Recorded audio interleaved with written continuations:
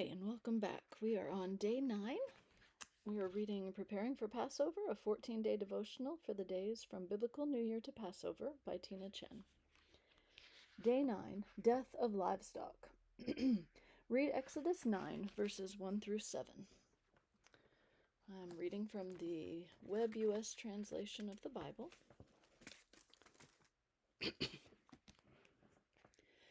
Then Yah said to Moses, "Go in to Pharaoh and tell him, 'This is what Yah, the God of the Hebrews, says. Let my people go, that they may serve me.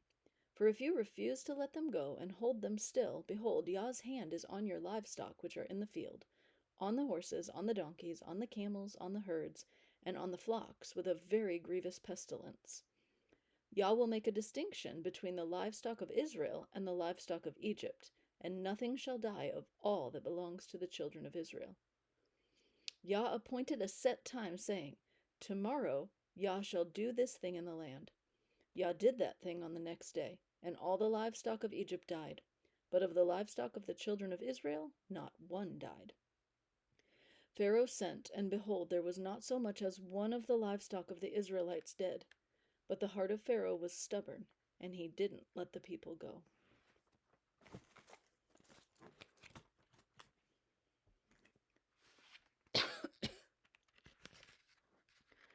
Death of livestock.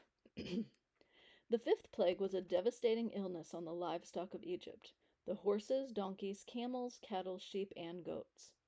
Yah told Pharaoh through Moses exactly when it would happen, and it did. On the day he said, all of the livestock of Egypt died. But like in the last plague, Yah again made a distinction between the Egyptians and the Israelites. And the Bible tells us that not even one of the animals of the people of Israel died. Pharaoh actually investigated to find this out. Yah had certainly gotten his attention, and yet he continued to harden his heart and refused to let the people go. This plague, unlike the others, didn't require Moses to pray for it to end. It just happened. The animals got sick and died. The impact of this plague on Egypt's economy was catastrophic and must have been felt for years to come. As with the previous plagues, this was another attack on something the people relied on for their prosperity and sustenance. So this was yet another reminder that it is only because of Yah's grace that anyone has anything at all. But this was also very likely an attack on the many animals and animal-headed gods worshipped by the Egyptians. In particular, there was a long-standing bull cult for which the priests had to find a special black bull with a white triangle on its forehead and a tail that divided into 2 separate strands. This bull was worshipped for its strength, reproductive prowess, and prophetic abilities, and it received special treatment throughout its life. When it died, the land of Egypt mourned as they did for the loss of the Pharaoh. Its body was embalmed, funeral rites performed, and its carcass was then placed in a granite sarcophagus. And then the priests conducted an extensive search to find its replacement. Since all of the livestock of Egypt died in this plague, this bull would have died too, which would have been devastating to its worshippers. There were several other similar bull cults, as well as a cow goddess who was considered to be the mother of Pharaoh and also the sky goddess. This cow goddess was one of the most important deities in the history of Egypt, and has been worshipped under several different names in many other countries and cultures as well.